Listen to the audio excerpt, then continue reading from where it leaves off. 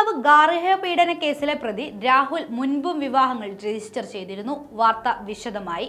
പന്തീരങ്കാവ് ഗാർഹിക പീഡന കേസിലെ പ്രതി രാഹുൽ മുൻപും വിവാഹങ്ങൾ രജിസ്റ്റർ ചെയ്തിരുന്നതായി തെളിവുകൾ പുറത്ത്. ഇയാൾ വിവാഹ തട്ടിപ്പ് വീരനാണെന്ന് വ്യക്തമാകുന്ന തെളിവുകൾ ലഭിച്ചു. രാഹുലുമായി വിവാഹം ഉറപ്പിച്ച യുവതികൾ പോലീസിൽ പരാതി നൽകിയിട്ടുണ്ട്. ബഹുഭാര്യത്വം ചൂണ്ടിക്കാണിച്ചാണ് പരാതി.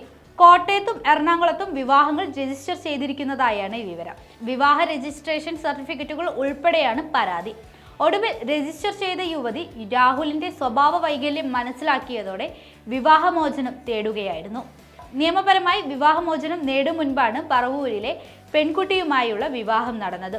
മുൻ വിവാഹങ്ങളുടെ വിവരം രാഹുലിന്റെ കുടുംബം മറച്ചുവെച്ചെന്ന് യുവതിയുടെ പിതാവ് പറഞ്ഞു.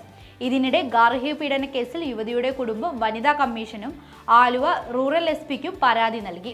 രാഹുലിന്റെ അമ്മയ്ക്കെതിരെയും കേസെടുക്കണമെന്ന് യുവതിയുടെ മാതാവ് പറഞ്ഞു. രാഹുലിന്റെ അമ്മയും കേസിലെ പ്രധാന കണ്ണിയാണ്.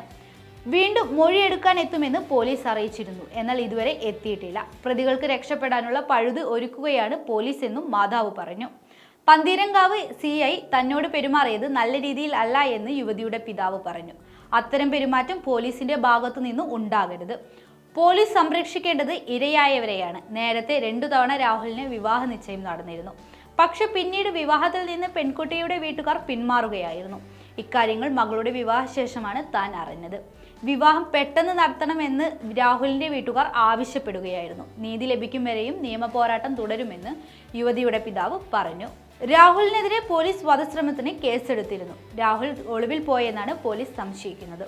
ഫോൺ ചാർജർ കഴുത്തിൽ ചുറ്റി കൊലപ്പെടുത്താൻ ശ്രമിച്ചെന്ന് യുവതി മൊഴി നൽകിയിട്ടും രാഹുലിനെതിരെ വധശ്രമത്തിന് കേസെടുത്തില്ലെന്ന് യുവതി പരാതി ഉന്നയിച്ചതിന് പിന്നാലെയാണ് കേസെടുത്തിരിക്കുന്നത്. സ്ത്രീധന പീഡന കുറ്റവും രാഹുലിനെതിരെ ഇപ്പോൾ ചുമത്തിയിട്ടുണ്ട്. പ്രതി രാഹുലിനായി അന്വേഷണം ഊർജിതമാക്കിയെന്ന് പന്തീരങ്കാവ് പോലീസ് അറിയിച്ചു.